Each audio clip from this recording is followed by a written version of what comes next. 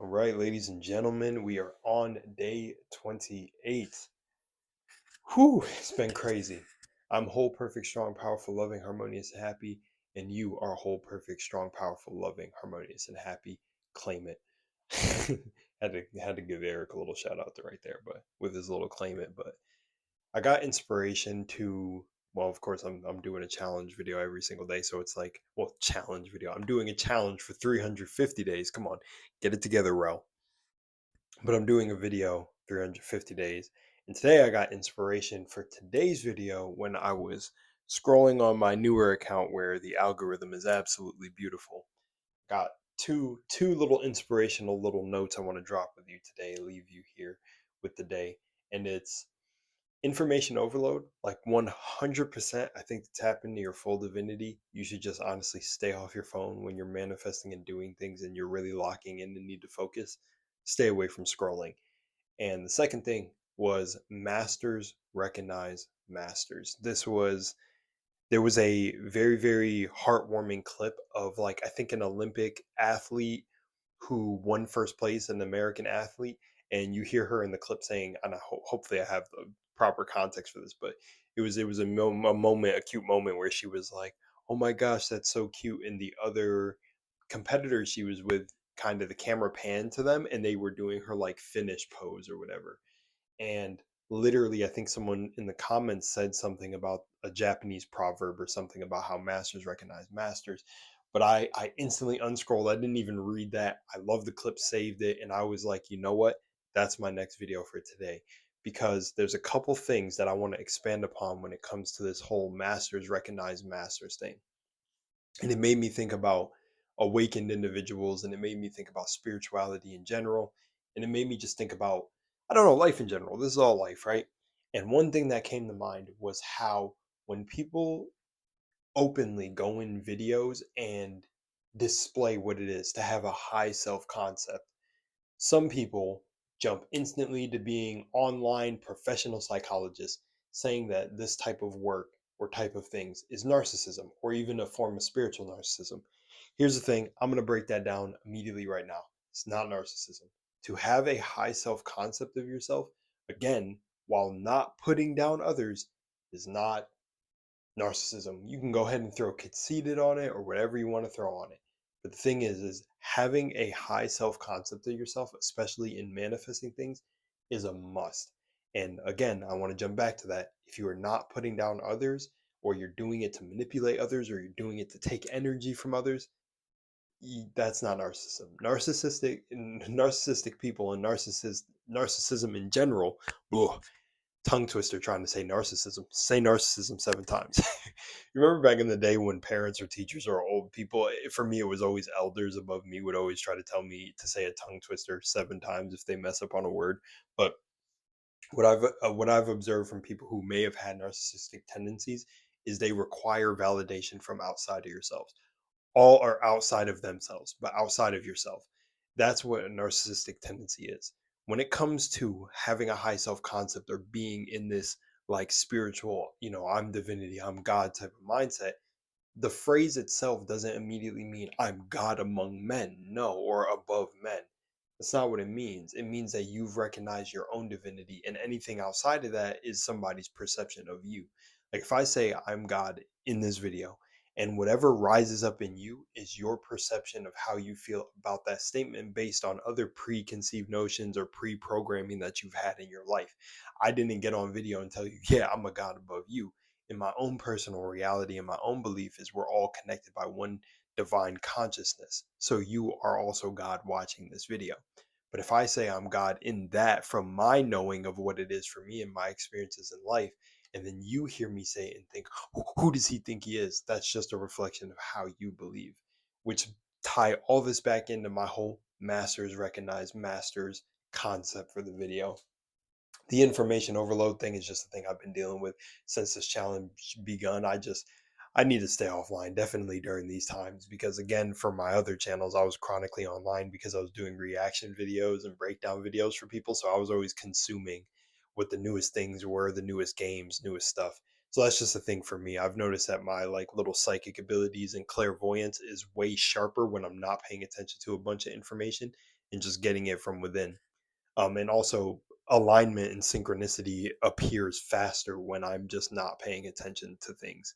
Go figure. I don't know if you're on your journey and you're long on the journey, you already know this. But back to the whole masters thing is, yeah, masters recognize masters. I think other awakened individuals who are truly about the integrity of the work understand this. And I wouldn't have to be explaining this here. I'm pretty sure I don't have to explain this to those of you who are watching this video and understand self concept or the idea that if you're awakened, how are you really getting offended at what another awakened person says? You know, your journey is your own. And I've noticed that from my journey. It's like, it's funny. It very in the beginning, I'm talking like 6 or 7 years ago. I remember being in a group chat, you know, just trying to find my community. I thought spiritual community when I had these awakening things. I had dreams, visions, things that came to pass. And I remember finding myself in a chat where there was, you know, a bigger majority of vegan people. And I remember on another channel I had where people wanted me to tell this story so much of how I got into a battle with vegans. But to basically sum up the story is they were attaching enlightenment to being vegan, and that's just not true. You're making the rules here. There are literally indigenous cultures who eat animals, who pray over the animals first and put intention over the food that they're eating and empower it with energy. And, you know, there's been a time, and I, again, remember, you're making your own rituals where before I used to eat, and sometimes I just do it like, um, automatically now, or I don't think about it, or it's a second thought. But there was times where I was very intently doing it, where I would pray over food or do some sort of like intention over food before I ate it, and felt so powerful after doing it, kind of like someone blessing water or something, right? Because you know, you're God energy, so you bless things when you put your intent on them. But right, what I thought, or not what I thought, a long time ago when I was in these early little spiritual groups, bro. You know, you tell someone, "Yeah, nah, I didn't have to eat vegetables to experience this, and that," and they would be like, "Oh, you're lying. There's no way. There's no vegetables are the key to enlightenment." It's like, no, no, it's not, bro. And mostly, this game is about dealing with your trauma, and it sounds like if you're strict and rigid on how spirituality looks, it sounds like you still got religious trauma because a spiritual journey is individual. You're recognizing that your spirit having a human experience. That is not going to be the same for everyone. Some people are literally knocked out of their bodies for it. Me, I got sick, and a couple other things happened when I recognized that, oh shit, I'm a divine being having a human experience. For other people, it's a lifetime. You know, I've met people who were like, damn, dude, I recognize this in my 40s, and you're recognizing it at like 20. You know, so I've that's just what I'm saying is like people think there's a certain way this looks, and that comes from like it feels like a low key. No, I'm not gonna say that. I don't want to say. I'm just gonna say to me, it gets in the it gets into this category of like a capitalized spiritual system or trendy spirituality, as I like to call it, or capitalism's effect on spirituality, or whatever we want to call it. The whitewashing of spirituality when it's like, you know, true spirituality, no matter what the culture is, indigenous, whatever, we want to get to that primordial chaos. It's gritty, it's grungy, it's dark, it's like chaos magic, right? And once you tap into that, it's like, you know the Taoism and stuff like that. It just you look at these spiritual systems. It's not all of this like pure. We don't do like. It's just no. It's a balance of yin and yang, pretty much. Anyways, I don't want to go down that rabbit hole. If you know, you know. But bringing it back to the whole masters recognize masters conversation, I realized that, yeah, man, I don't want to be on here parading around for the wrong crowd. You really have to be me. And this taps back into authenticity. See how these are like all puzzle pieces that go back within each other? It's like I don't and I had this conversation with Richie, funny enough, where he was telling me, yeah, nah, you gotta express yourself because then you attract the right crowd and you really repel and you're polarizing to the old crowd. And here's me just realizing if I seem like I'm stuttering or being slow on certain concepts, because I'm coming to the realizations in the real moment while I'm recording these videos for y'all, that I'm just learning the same lessons over and over until like I guess I really embody them. But I recognize it's like just some people are going to be for you and some people are not, and you can't make people be for you, and you can't, and I'm just saying this for others who feel like that. I don't live my life trying to do that, but sometimes I do dull the way I show up online because I'm like, dude, I'm gonna be schizo. But even the conversation I had with Richie, it's like it doesn't matter at this point, especially with all the things going on in this world. That schizo and being called crazy is the least of your worries. And funny enough, Bob used to say this back in the day when he had like a live stream on his Instagram. I think it's the same Instagram now, but decades. You can probably find the video. I'm saying decades. I'm being dramatic, but I remember where he literally said, getting called crazy is like the least of your worries or a conspiracy theorist. And it's funny because now everything that's coming out, people are like, wow, the conspiracy theorists were right. And it's like, yeah, it's because you were given eyes to see at a point in time. But conspiracy theory is not even that's not even part of the awakening. It's a part of an awakening from the system that you're under, but then the actual layers of the awakening when you realize the soul, it goes even deep. That goes way beyond conspiracy theories and everything, and you kind of make the connection to everything.